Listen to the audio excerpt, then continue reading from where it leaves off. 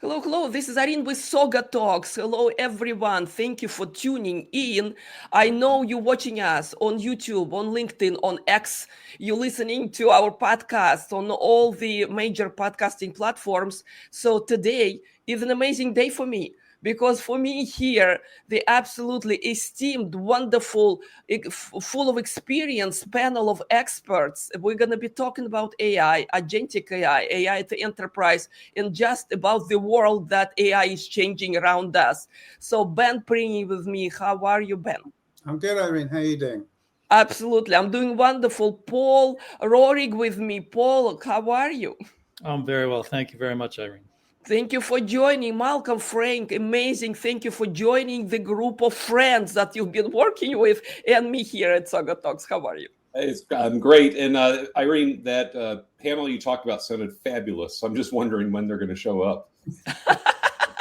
Fantastic, fantastic. So, gentlemen, not wasting any moment, okay? We announced the topic will be agentic AI in the enterprise, transforming business at its core. Okay, I expect us to talk about business, the core of business, okay, and the most shiny, promising trends right now we are seeing. So to me, it is agentic AI. To me, I want to learn more. And that's why I use this platform to understand more and to share with the world more. Ben, why don't we start with you? What's your understanding out there? Okay, we read a lot, we consume a lot, and yet people still wondering what this agentic AI is. Yes, no, it's a hot topic at the moment. You're quite right, Irene. And I think from the perspective that I sort of look at things, and Malcolm and Paul will jump in as well, I'm sure. This is a kind of natural evolution of what's been going on for a while. Clearly, AI, LLMs, whatever language you kind of sort of agree on to call this thing or these things. I mean, it's been developing for a long period of time. The three of us wrote a book in 2017 called What to Do When Machines Do Everything, which was about the state of AI at that stage. And it was very much a reaction to what Demis Hassabis at DeepMind had been doing with playing against human people playing Go. And we saw then that this was going to be a very, very big deal in an enterprise context, in a business context. It wasn't just a gaming thing. It wasn't just a kind of sci-fi and movies thing. And so AI has a long backstory even before 2017, clearly. As that evolution has continued, as the technologies become more powerful, as the underlying horsepower of the machines, NVIDIA chips, etc., driving this thing have become more powerful, we've got to this next evolutionary stage of agentic. And whilst that definition is sort of imprecise at the moment, and people sort of talk about this, and it probably means different things to different people, I think at the core of it is this notion that the software can become more proactive. It can become more unsupervised, if you like, rather than giving it very prescribed discrete steps, do X. Now you can just say much more broadly, go and do X plus, whatever, 10, X 10, X 100. You can give them much more loosely defined goal, and the software can then go and act proactively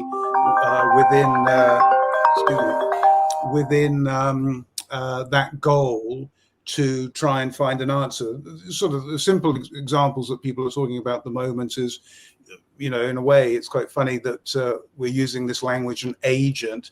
We used to, a million years ago, some people may remember, we used to go to a travel agent to book our vacation. So now you can say to the software, I want to go to a nice golf resort somewhere in the Caribbean, go and find that for me, book it for me, do all of the individual steps that one could have done before browsing and sort of doing yourself.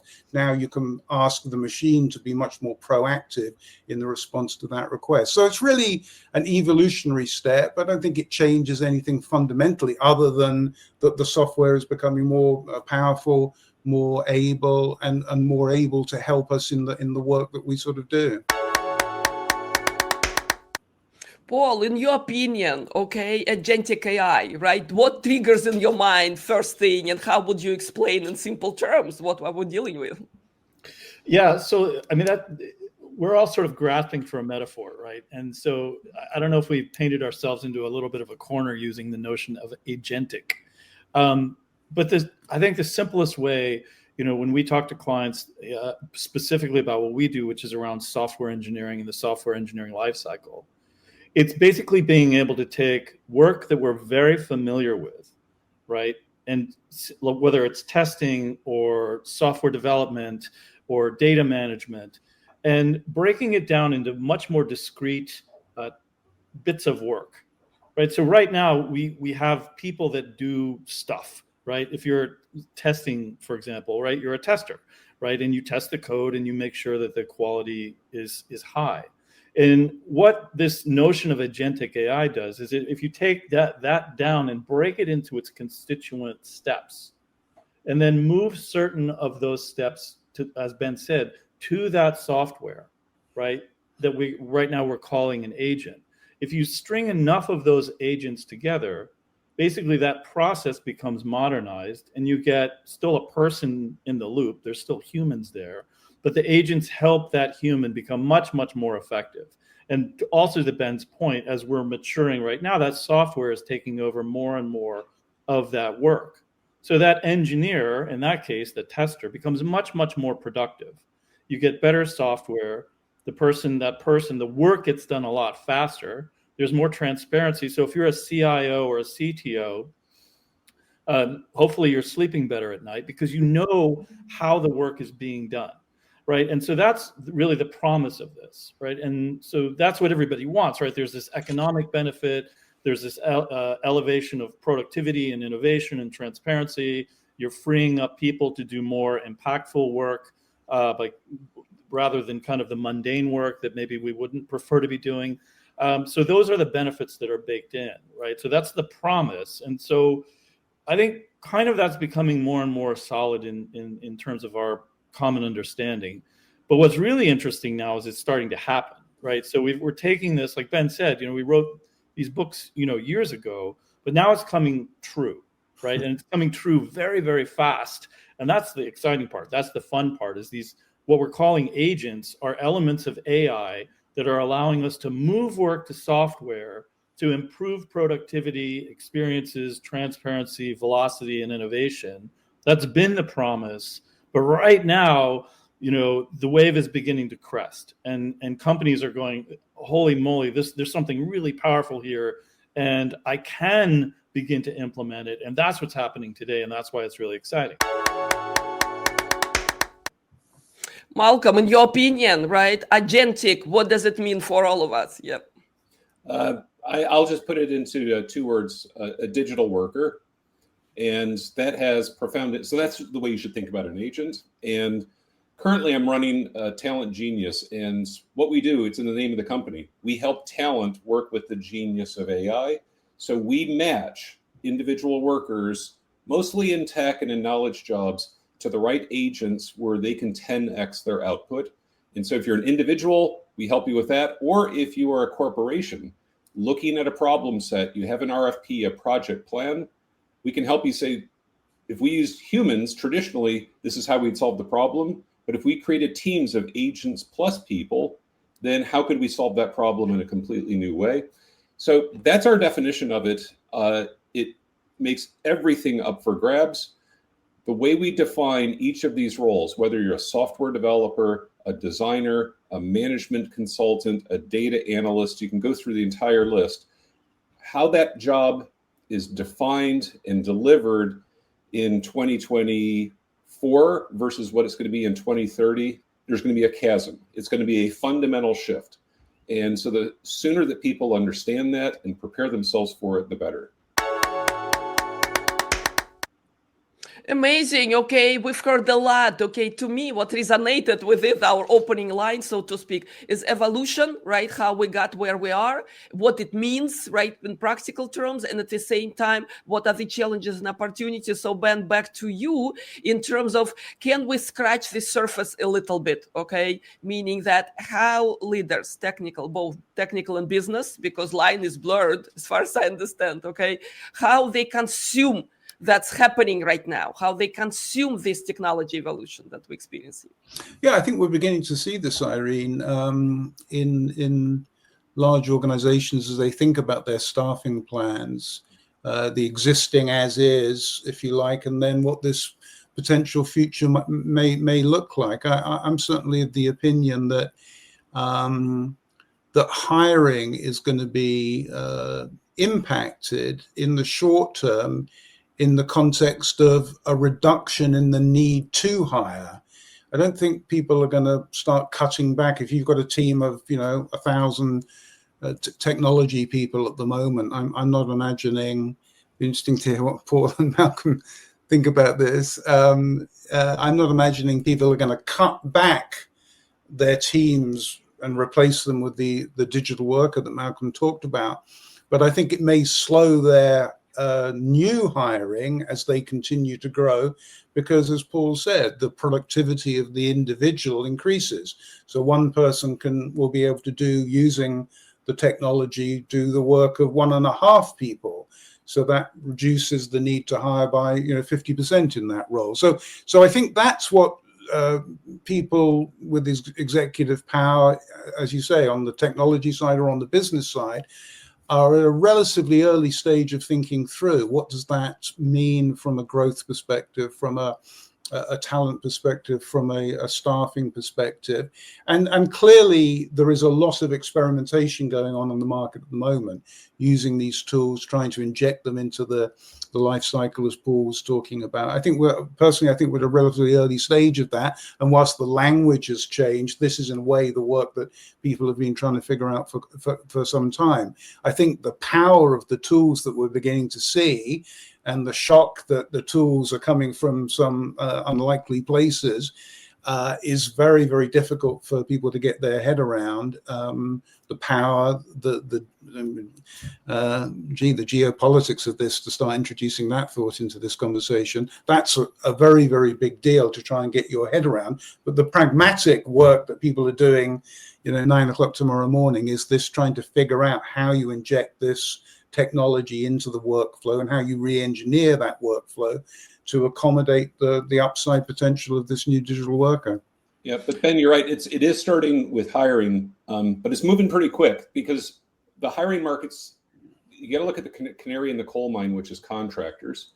It first starts with contractors, then it goes new hires, and then if you have excess capacity, you have to lay people off.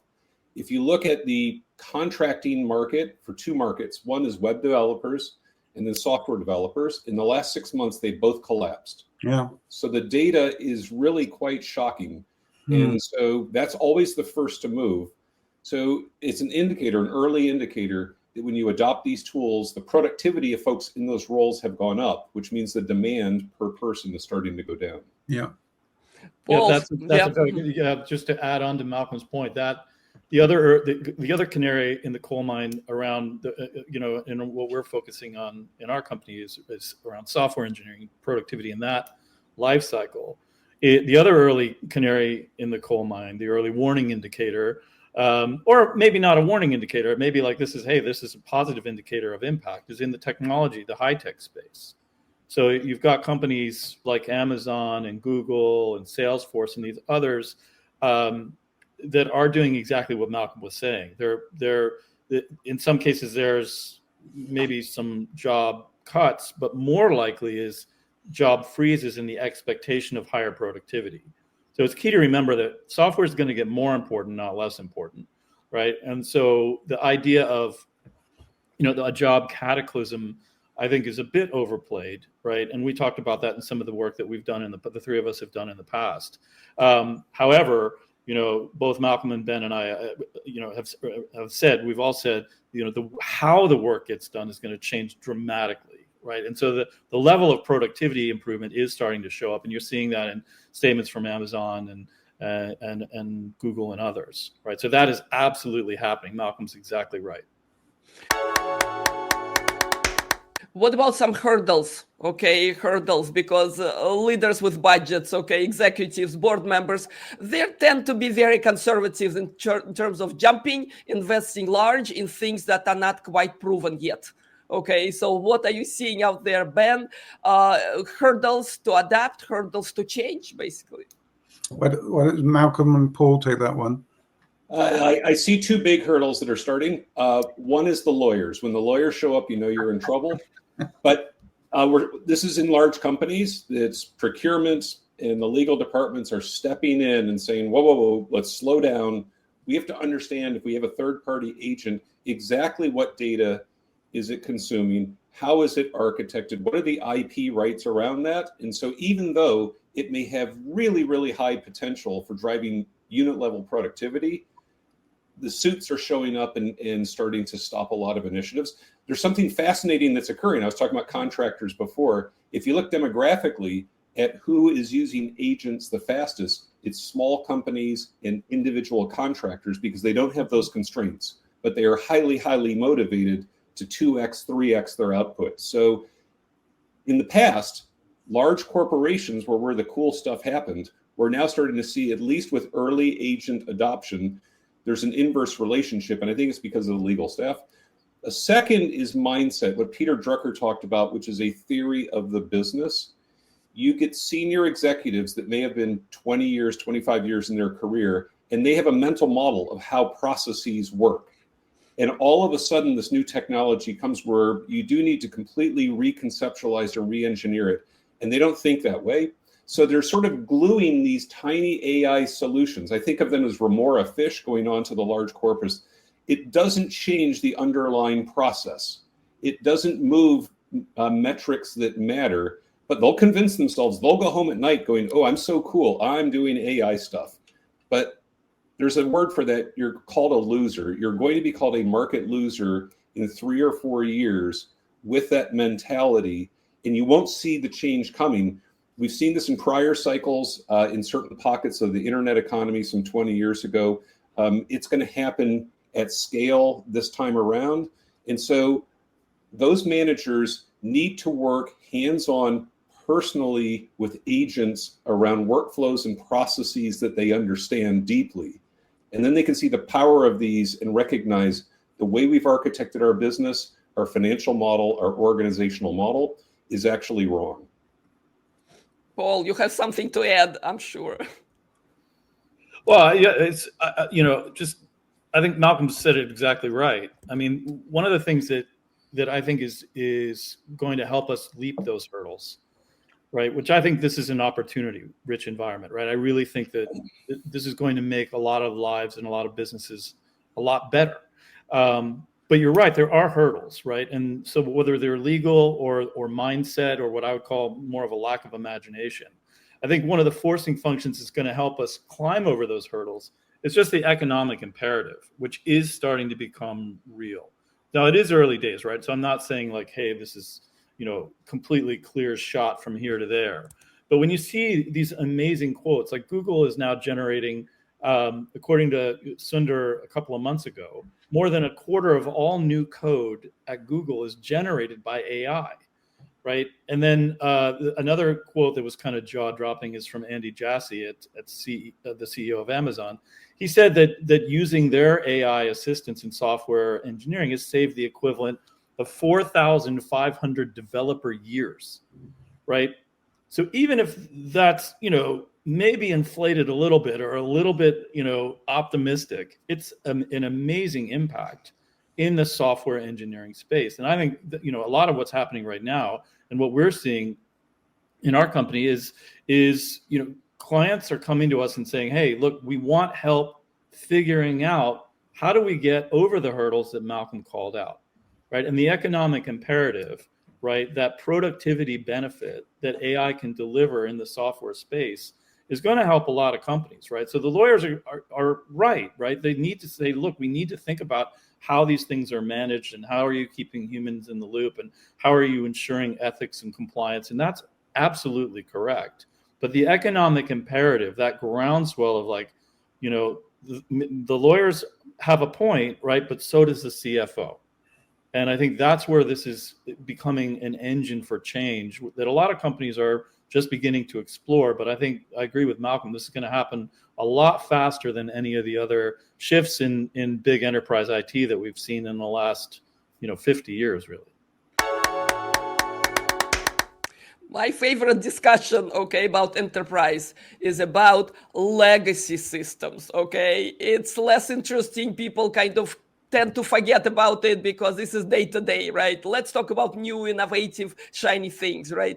But let's bring people back to reality in a way how agentic or any AI or any new platform pretty much, right? How do people integrate it? And again, speaking to points that Malcolm mentioned, right? They tend to have a little shiny band-aids, little, I don't know, projects here and there with AI saying that we're golden, all right?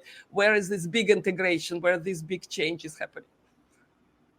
Malcolm, if you want to start. Sure. Look, this is where the three of us have spent too many collective years. It's a bit embarrassing to add them all up at this point, but I think as a panel, we have great credibility on this topic. And you're absolutely right, Irene. Let's just pick one, an airline. So name your favorite. Well, if there is such a thing as a favorite airline, I don't know if that's an oxymoron, but they have their flight maintenance systems, flight operations, baggage handling, reservations, frequent flyers. Those things, they are afraid to touch them. And so you're exactly right. They consume so much time and energy and budget. And then anything new you want to build has to be built atop those. So that is where they're handicapped. But there's something fascinating going on with AI and agentic AI is that you can now modernize those legacy systems for pennies on the dollar. And some of the fastest growing IT services firms I'm now seeing are those that are going after application modernization with AI tools. And so a project to modernize one of those, to move it to the cloud, to clean up the functionality, to clean up the look and feel, make it feel like modern software, typically would take a team of about 12 engineers, 6 months, several $1 million. And those firms, that airline just couldn't find the budget to do that because you had to multiply that 20 times. So they just said, let's just leave this alone. You can now use agents to address that problem. I'm seeing it now with about 3 people in 3 weeks. It has completely collapsed the time where you can then modernize the backbone to really get an AI-ready enterprise backbone. So it's fascinating, Irene, that the thoughtful firms are now spending energy not on the bright new shiny object that will manage a completely new process or introduce a completely new product. They're going the opposite direction to go after that legacy that you're describing. And it does 2 things. Number 1 is that you can clean that up. Number 2, you self-fund your transition because you're no longer spending all that money on those dead costs. And there's actually a third attribute here, that the internal IT organization can learn. They understand not just the tools, but the governance, the associated methodologies, the associated skill sets. So it's counterintuitive, but the most thoughtful IT organizations are going after those legacy apps. Paul, please step in. Okay, modernization, legacy, and AI. That's exactly. Well, I'll give Malcolm the 4th in 3 weeks or 4 weeks. So yeah, so we're one of those companies, and so we're doing. It wasn't an airline, but there's a bank. So Malcolm's exactly right. It is a new way to do things to fix problems that may have been languishing, literally for decades. So in our case for a financial services company, they were running 900,000 lines of code that had been written 40 years ago. And Malcolm explained it perfectly well. This was inhibiting agility, compliance, all kinds of problems, their banker customer experience. And so we were able, using Agentic AI, we were able to go in and do it in a third the time for half the cost. So suddenly something that had been impossible to do literally for decades, it wasn't like they didn't know, like, hey, this is a problem. They knew it was a problem. It was just impossible to fix. And so Agentic AI applied to workflows in the software engineering space, in the enterprise, right? That becomes, we talk about low-hanging fruit as a cliche, but it's solving a real problem, a real legacy problem that almost every enterprise has, where there's a problem that was too expensive to solve in 2024, but in 2025, 6, 7, now it's completely possible. Ben, what's your take? Is that real game changer, another cliche for business, that you can modernize, less cost, less entry barrier, right? And just bigger results faster? Well, yes, we used to joke that, Y2K, if you can remember that far back, proved to us that old software never died. It just, as Malcolm said, it's just got built on top of, and then you drilled down into it one day and you found oil down there somewhere. I think not to put a political point on this at all, or introduce the subject of politics, but we're seeing a real time example of exactly what the guys are talking about right now in what the musketeers are doing, finding all this incredible legacy technology running government departments in the US, and realizing that this technology is, how can one put it politely, clunky at best, and full of issues and challenges. And for all the reasons Malcolm and Paul have been talking about, people have been too scared to sort of touch this stuff for generations. And clearly it's outdated, clearly it's dysfunctional, clearly there's huge amounts of wastage, if not worse, within those systems. And with traditional models, there was no way of breaking out of that legacy debt, technology debt. There was no way of breaking out of that cycle. The average tenure of a CIO is roughly around 18 months. Certainly in the commercial enterprise space, probably longer in the public sector. But what that means psychologically is, you inherit this mess, and you frankly don't have enough time to actually do anything about it. All you can do is keep the thing rolling, keep the thing moving along, and hope people don't scream too loudly at you. That's really the story of technology in big businesses writ large for as long as we've all been doing this. So is this a moment now in which we can break that cycle and change that? Well, the musketeers seem to be, again, as a lead indicator, showing that potentially there is a way to do that. I mean, this is really the early stage of the digital transformation that we've been talking about. You've been talking about, Irene, for a long time, the digital transformation of public sector, public services. And there's a long way to go, and it's all going to get clouded within the next level, a layer of bureaucracy and politics. And it's not to say that this is a slam dunk, but it does seem to be now a new opportunity, a new moment of opportunity, if you like, to look at things with a fresh eye. Maybe one of the smartest things an LLM or an agentic piece of software could do at the moment is learn COBOL. That's huge. That's huge. Okay, we all live long enough to know that COBOL programmers are still golden. Okay, because the whole enterprise. Well, they are literally, the last of the COBOL programs. They are beginning to die out, and the new generation isn't learning that stuff. That's not cool to learn. So if this software can figure this stuff out and then bury into this, prehistoric software down there, maybe that's the way this plays out. Yeah, Ben still gets his kicks out of kicks. Exactly. And yet we're all adapting, we're all learning, we're adapting, we just, learning to think differently, if you wish. Malcolm, how about starting kind of series of disastrous examples? Okay, I love pitfalls, disasters, and hopefully some advices how to avoid them. Any examples come to your mind, something that we can remember this conversation? It's yes. One that comes to mind, I won't name who the organization is, but it's a top 20 company in the US. If you have all worked with this firm, you know who it is. And they went with the notion of proprietary data equals proprietary advantage. And so as about 18 months ago, when LLMs were really come to the fore, they were thinking, let's build our own LLM, and that will be the moat that we'll build this business around in the AI economy. Sound idea until they figured out it would take about $700 million to create Gen 1 of that. And then they would always, by definition, be forever behind all of the competition. So when you look at DeepSeek and what's come out recently, could you imagine a publicly traded company? What would they tell their shareholders if they had spent $700 million that they just had to throw away? So there's an important lesson there of what you should build versus what the market should build. And in line with that, I think we all have to redefine what is the line between people and software. And this is going to manifest when I talk about theory of the business, like what is your business model? So let me just get to IT services.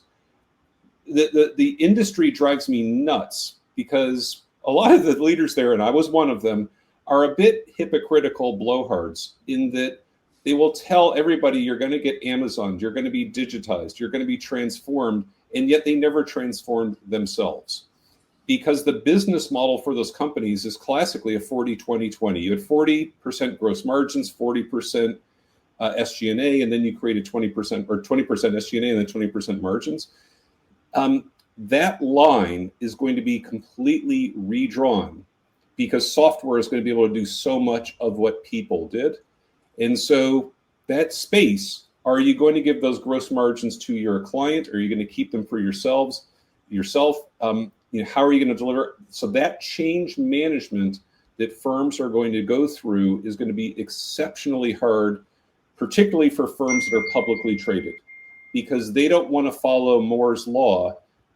Hardware and software firms understand this deeply, but mere mortal companies, whether they're services firms or most of the Fortune 500, doesn't understand that.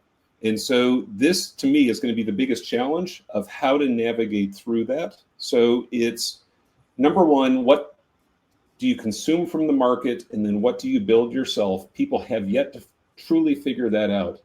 And then number two, how is that going to change my business model and my financial model? Similarly, folks have yet to truly figure that out as well. Paul, yes, disasters, okay. Anything comes to your mind from your experience? Disasters, pitfalls, okay, and advice how to avoid major ones. Yeah.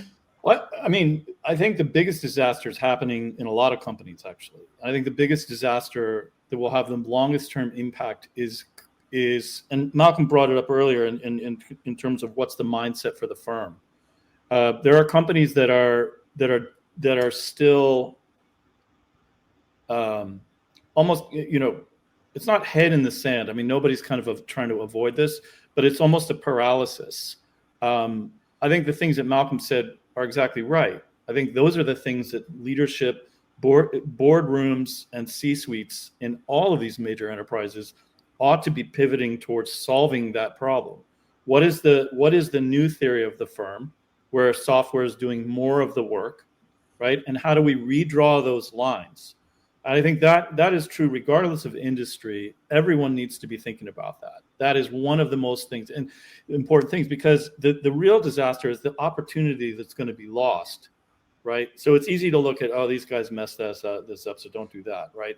And that's important, right? But I think the real fear that I have is people are just going to sit back and maybe lose what could be important assets, important benefits to all of us, to work in society and our lives, by not taking the right steps to be able to redraw that line in terms of workflows, plus where is software going to take over more and more of the work, and where do humans have a long-standing advantage with curiosity and empathy and the ability to apply ethics. Those just advanced decision making, right? The machines are not going to be able to do that anytime soon, right? We can debate about that over a beer, but right now they don't. And that's kind of the biggest kind of building problem, I think. The other thing that we've talked about is how, for example, we've mentioned COBOL, right? Which is, right, that's kind of fun to talk about but the agents are already starting to do that, right? They are already starting to disintermediate the requirement for COBOL programmers, because that is becoming agentified, right? And so the ability to step back and reimagine the lines between humans and software, right, in your specific workflows, and start with IT, right? Malcolm talked about the IT services providers. That's absolutely true. It's absolutely being disrupted. And hopefully, maybe I'm a blowhard, but I don't think I'm a hypocrite, because I did go to Ascendion to be able to do exactly that. That's one of the things that our company is founded on. Is we're privately held. He's exactly right. It's a lot easier to be agile when you're smaller and And I think that the companies, there is a growing cohort of service providers that are trying to disrupt that industry, exactly as Malcolm and Ben have talked about, by moving more of that work to software, delivering that as a value back to clients, and so that's exactly what we're doing. Ben, why don't we start the new kind of thread here is about, to me, business core, okay, and business models, okay? That's kind of very interesting. I'm so passionate about seeing what's available, because it looks like, again, I'm speaking to a lot of, startup founders, right? A lot of enterprise leaders. They're not quite believers yet. Okay, that business core and business models changing right easily. And we just talk about simple processes, but no, the center of the business. Where do you think we're going with this, Ben? Well, I think, again, at the risk of introducing a history lesson into the conversation, I think you can draw historical lessons from the last big technology paradigm shift, the emergence of the cloud, 25 plus years ago. Which obviously was an evolution of what the internet enabled, and now we're really going back into history. But if you think about the commercialization of the World Wide Web, and when regular normal people and normal businesses began to use that technology, and then the emergence of a whole new generation of firms, both in the services space and the software space, it took a few years. There was a sort of a period of evolution. There was an interregnum between business models and approaches that were based on a pre-internet era and then a post-internet era. And I think we're right in the middle of that moment now. And I'm looking out for and beginning to see examples of small companies in both the software development space, in the services space, and the agentic space itself, who are beginning to emerge now. And what that means, if you put it from the buy side, and Irene, you're sort of talking about the enterprise space, is that at the moment, if I'm the CIO of a big shop, I've got the traditional options. I've got a menu of options, a traditional approach. And then I've got a small number of new approaches. That's still very risk weighted to the old, because the new is still so unproven. As new firms emerge and become more known and have more success stories to talk about, I think the choice that I have begins to equalize a little bit more, and I can start to introduce those into my environment in a kind of more risk managed way. So I think we're at this interesting moment when, as we've all been sort of saying, the theory that we've been talking about for 10 plus years is now becoming real, and there's a whole generation of new software, new services that's going to emerge from the startup community in the next few years, because again, they can create their solution at a much cheaper price point because of all the reasons we've been talking about, and that becomes a very attractive value proposition in the marketplace. I think that's still, that sort of Cambrian explosion is happening in front of us at the moment, but it has still, again, got a ways to go before we see the sort of next Amazon, the next Salesforce that emerge as a native LLM, native agent-based company that can take on the incumbents, the established players, and really present the alternative, so the CIO can say, yeah, I'll go that route rather than the traditional route that I understand. Welcome. Yeah, what do you see is happening? Business models, LLMs. Yeah, what to expect? Ben's right. And another way of categorizing your question, the disasters, the biggest disasters we haven't yet seen.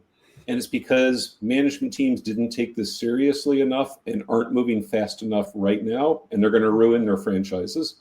So just to pick up what Ben was talking about, if you were asked, you had to put down a real bet, $5,000 on who's going to win the cloud wars in circa 2005, 2010. I've been there. I know what you're talking about.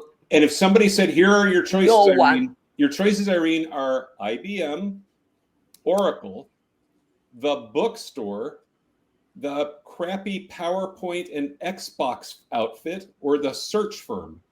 Those It were your amazes me every day, Malcolm, this exact point. Okay, who would have thought that Exactly. Amazon becomes a major dominant player? But why isn't IBM worth $2 trillion of market cap today? Because they should be. They had every advantage for the cloud, except they didn't take it seriously because they were trapped in that mental model. So this may sound ethereal, what we're talking about, but I also saw it in IT services that building mobile apps, when there was the explosion of the iPhone and every CXO wanted those apps from their company on an iPhone, the GSIs, the systems integrators, were hopeless at doing that.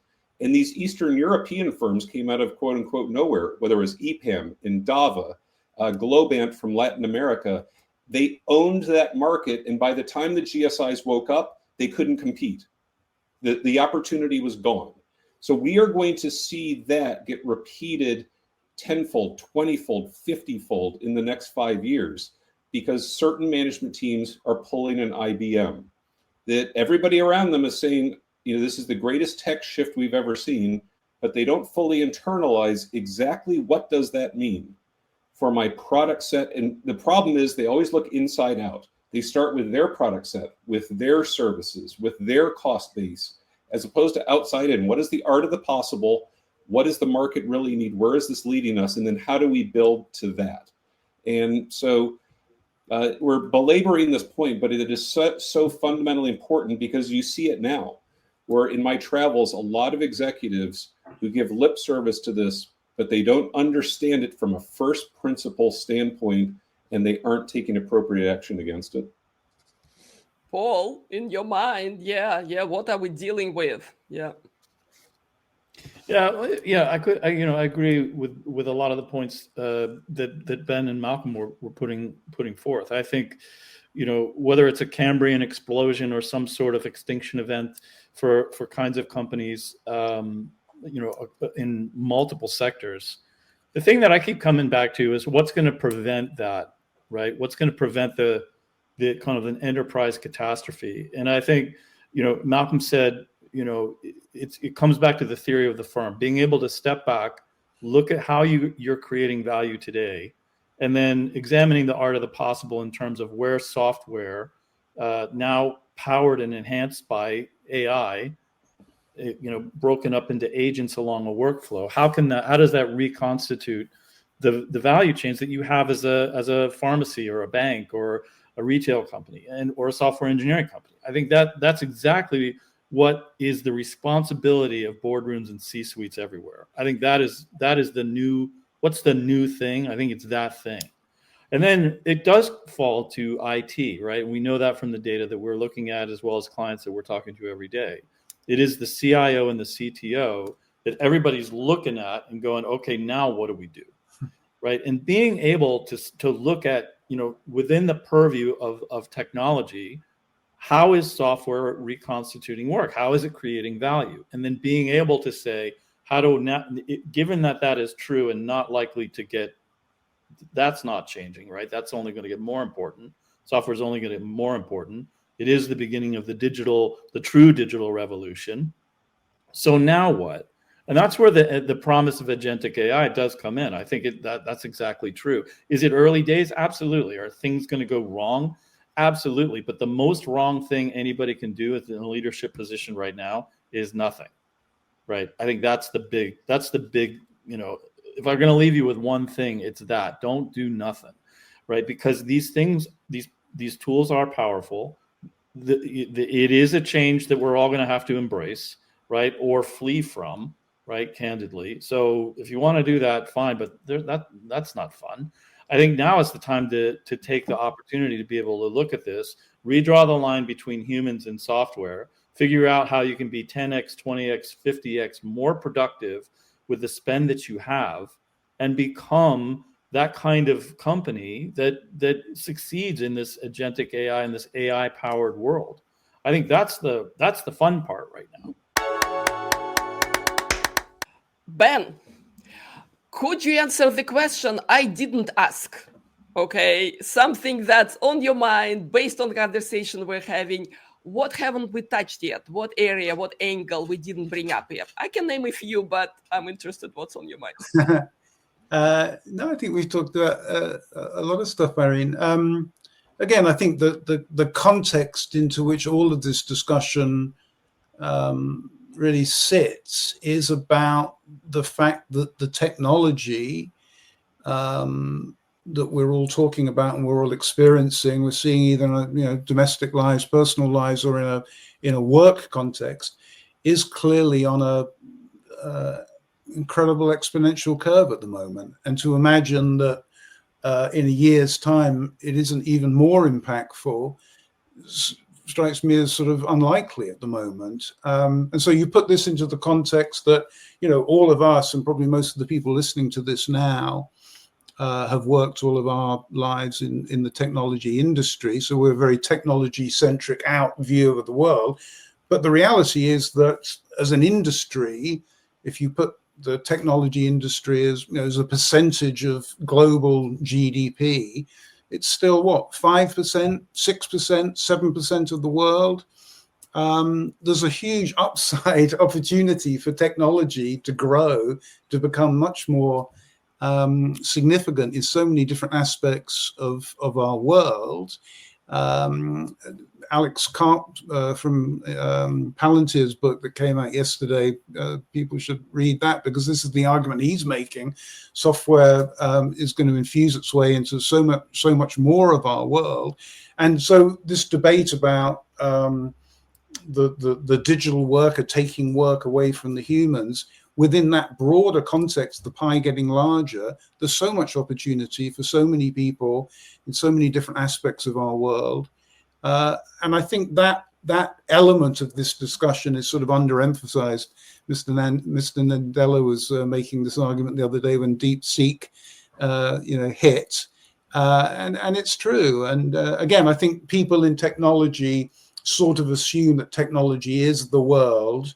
The reality is technology is still a relatively small part of the world, but is set to become a much, much bigger part of our world in the rest of our lifetimes. And there's tremendous opportunity if one can, as Malcolm and Paul are talking about, change one's mentality, change one's business models, adapt, evolve. There's tremendous upside for that. And I think a lot of people miss that part of the discussion. Is probably the most important part of this discussion. Welcome. Question I didn't ask. If you have an answer, something that we haven't yet. The question is, when does an executive, quote unquote, get it?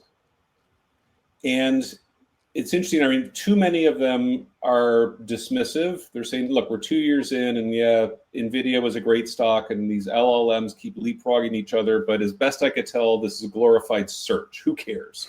Where they get agent pilled, if that's a term, is, I mentioned this earlier, go into an area you understand very, very deeply. However you grew up as an executive, so if it's software development, if it's sales, marketing, consulting, whatever it is, and find an agent that focuses on that space. Let me give you an example. I've seen this one firm has agent pilled several sales executives. It's called AnyBiz. So AnyBiz, it's an Israeli firm. It's an agent that does top of funnel prospecting. So it's just cold calling, outreach, and you want to get people interested in your company or in your product. There are salespeople that do that, or there are sales companies that you can just hire, a contractor to do that for you, and they're going to manually have their lists and just reach out to people. And if they produce 10 leads a month, that's pretty good value for that money. One of these people who got to work with AnyBiz, he referred to it as my her moment. Remember the movie when there's that one-to-one relationship, and at the end, it's like, well, how many partners do you have? And hers said something like 14,000. And Joaquin Phoenix, it just blew his mind because he thought it was one-to-one.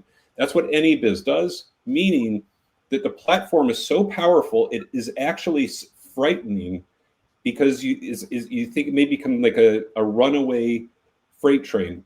It will look at review on outreach. It has a listing, and it knows how to contact tens and tens of thousands of executives. it will do research on the company that they work at. So what are the biggest issues? It'll read the annual report. It'll read the quarterly earnings, what's in the news. It will then read everything that that person has put out on LinkedIn or social media. It recognizes their Myers-Briggs profile, is able to understand the language and the issues that are going to resonate most with them. And then it starts going, and it creates a persona, and it starts the outreach. And then it learns as it goes. It understands, where am I getting the most feedback? Where am I getting the most positive results, so forth and so on. So it, at scale, gets smarter and smarter and smarter as it starts to drive your campaign.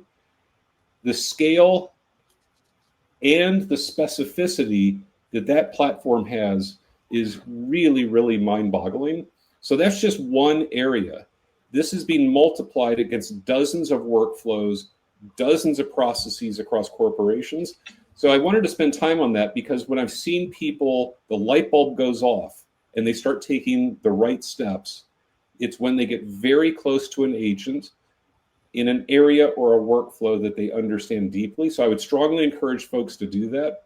And then that's the fastest way to get smart on what's actually happening. Paul, question? I didn't ask.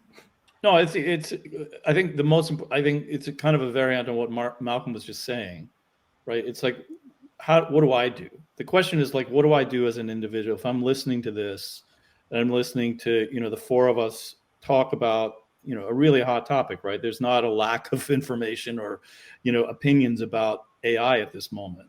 So what do I do about it? I think it's a variant of what Malcolm was saying. Is just make it personal. Like if you're spending more time every day brushing your teeth than you are learning and applying these new tools, it's a problem, and recognize it as a problem. It's just that easy. If you're not like, depending on how many times a day you brush your teeth, right? 15 minutes a day, right? If you're not spending 15 minutes a day, like using AI somehow, then you're not going to be able to fully kind of internalize what the power of these systems are. It's got to be demystified, right? And that's on me. That's on you, right? That's not something that you can point to the company and go, well, that company should do this. Or, Satya Nadella should do this for us. You've got to take personal responsibility for getting close to these machines and figuring out how they work for you. And then as a leader of a company, extrapolate that to the work that your firm does. I think that's a super, super important thing, is to just make it as personal as possible, right? Regardless of what the tool is. If it's more than 50 words, like in our, my own little rule, like if it's more than 25 or 30 words, I work with a robot, right? I say, how is this, right? Just as simple as that. Building the pattern, right, to be able to, and the muscle and the habit, the tiny habit of being able to work with a machine every day. I think that's really becoming more and more of a critical skill, and particularly if you're in a leadership position, right? I think students are doing this. Like if you could talk to any college student, they're doing this already, right? We're the last generation that is going to be, right, an AI kind of immigrant, if you will. We're learning the language, right? We have to teach ourselves how to act in this new kind of environment, and I think that's the responsibility that's all on us, and others who are listening to this cast, right? That are watching this, that are like, what do I do, right? I get it. I know the numbers, right? I see the research from McKinsey and all these other places, right? What do I do about it? Phone a bot, right? If you're not trying it every day, you're not going to build the muscles and the mindset that we all need going into this next evolution. Many employers already complain that bring your own AI to work, it becomes widespread, right? People use their own tools, people use their own same devices, but completely different platforms without even asking for permission anymore. Isn't that interesting? Yeah, well, I mean, that's why, and so the other question, why is that, right? I mean, we saw that when we talked about the cloud, right? People were doing that, right? People were taking their corporate credit card and going straight to the cloud, and then corporate IT caught up, right? Yep. Materials, the machines matured, the legal constructs matured, security matured, and it was this amazing value unlock that's still ongoing to this day. AI is going to go follow the same process. It's already starting to follow the same process, but it's going to go 50 or 100 times faster. And Irene, just a quick thing on that, Irene, BYO AI is real. But companies are taking very different approaches to it. Some, again, being lawyer-led, as I was saying earlier, going, ooh, this is risk. Let's stomp it out wherever it exists. Others are being more thoughtful and saying, you know what? No, none of us centrally can figure this out. But the people who are closest to the work are voting with their keyboards. Exactly. And so let's harvest that. Let's actually open source it, if you will, this research across all of our employees and say, you know, role by role, what tools are you using? How much productivity are you getting? And then you can pull that mainstream across everybody in that function. So it's interesting to see how people deal, or firms are taking very different approaches to BYO AI. Incredible, incredible. Gentlemen, time is flying. I enjoy our conversation immensely. Let's get together in some time in the future, because we all, I think, in shock and awe what we're seeing. Okay, we're all part of the process, and to Paul's point, we are voluntarily part of the process. We gotta be, otherwise we don't want to be sad animals left behind, you know, in the evolutionary race. With that, gentlemen, for conclusion, okay, to leave our audience with few takeaways. We touched so many angles. We had an incredible insight thanks to all the years, decades of experiences, combined wisdom in this virtual room. Ben, few takeaways to remember this conversation by. The phrase that the three of us have used, I continue to use for quite a few years. I think it's still, you know, completely appropriate and relevant, and it really is the sort of short form version of what Malcolm and Paul were both saying. Is a phrase that a guy called Kevin Kelly, who was the founding editor of Wired magazine, came up with a few years ago. And he said simply, the future of your work is X plus AI, and X is whatever it is you do. Add AI to that, and that's how you get to the next performance threshold of what it is you do. So maybe it's X plus agent now is the future of your work. Paul, few takeaways maybe. Yeah, I think for you know, we started to talk about what does it mean for the enterprise? What does agentic AI mean for the enterprise? And I think there are some very clear steps that are emerging. There are early adopters that are showing the way, right? Pay attention, right? It usually starts with software, right? That's a great place to start. The legal constructs, by and large, do exist, right? There are companies now that are coming into maturity that can go into the enterprise and say, we can help you with this, right? That's and have some fun with it. I mean, this is it's a really exciting time to be in business and the business of technology, which is only going to get more and more important, right? Software is only going to get more and more important. Technology and every experience and process is going to be more important. And what could be more fun than that? I mean, if you're into business, doing business well, this is a fantastic time to be doing this. Malcolm, in conclusion. Yeah, I learned I need to brush my teeth or spend more time brushing my teeth. So that's a big takeaway. That's a great learning from this hour, for sure. Great learning. Great learning. Just two simple ones. One is, I already talked about it earlier a couple of times. Find something you understand deeply. Start using agents around that so you get it. The second is look at the firm where you currently work and say, I'm going to create a startup tomorrow, and its job is to put my existing company out of business. And I'm going to do that by leveraging agents. Take that mindset with everything, and I think these intellectual barriers that currently exist will come crumbling down pretty fast.